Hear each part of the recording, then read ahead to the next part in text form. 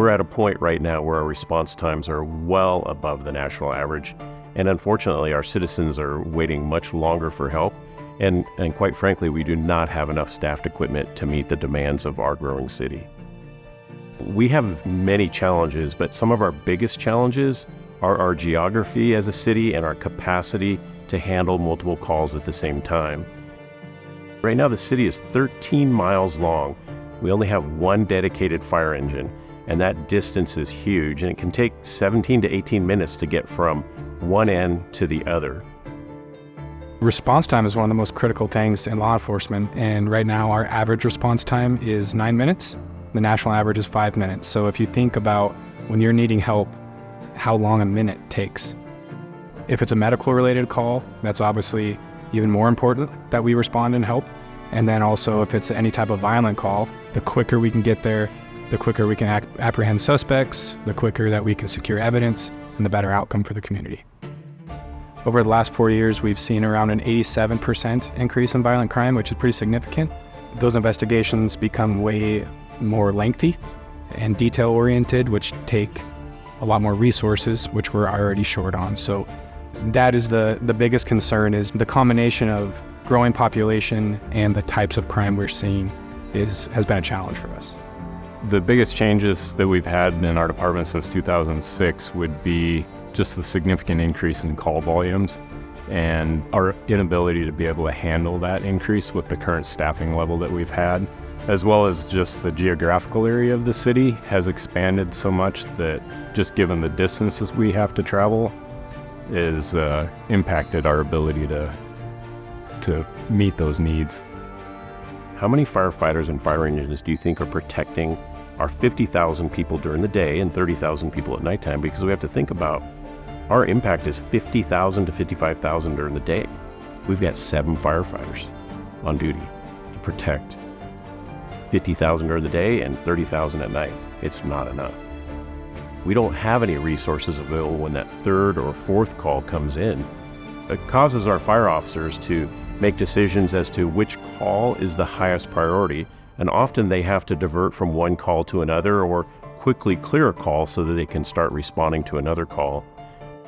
At any given time, we have 3 to 5 officers, and the challenges that come with that will be when we get multiple calls. A lot of the calls we get require multiple officers. So if you think of an officer on a traffic stop that calls for backup because there's something suspicious with the vehicle, that's half our shift. And then it's not uncommon that while that's happening, we have a domestic call, which you should probably have 3 officers respond to a domestic call.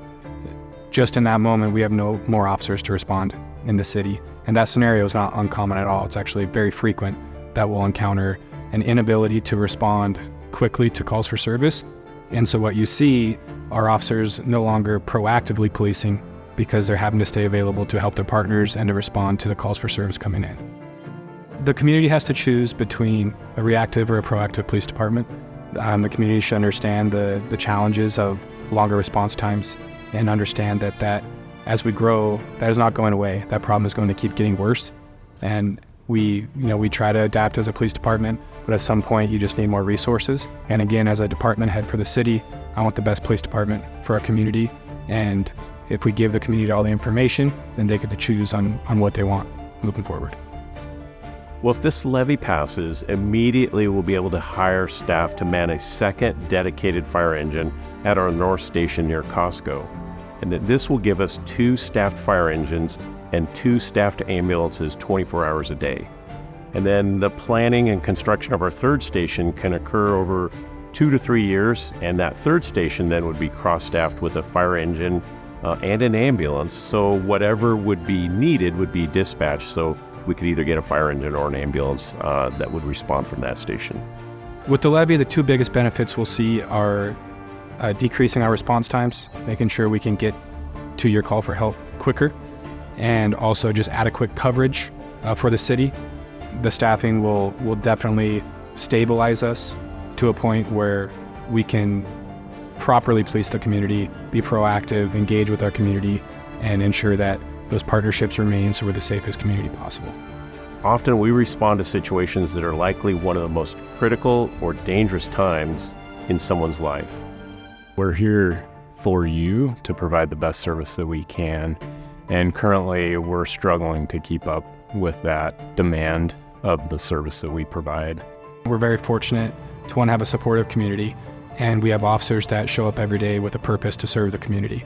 And we've been able to keep those high standards, and we have officers that want to do better. They want to spend more time with the community. They want to spend more time on each call, and it's getting increasingly more difficult to do that. With the resources allocated through the levy, we'd be able to focus more on the community, on those more timely calls, and be able to partner with the community to ensure that Kalispell remains the city we all love. Paid for by the City of Kalispell.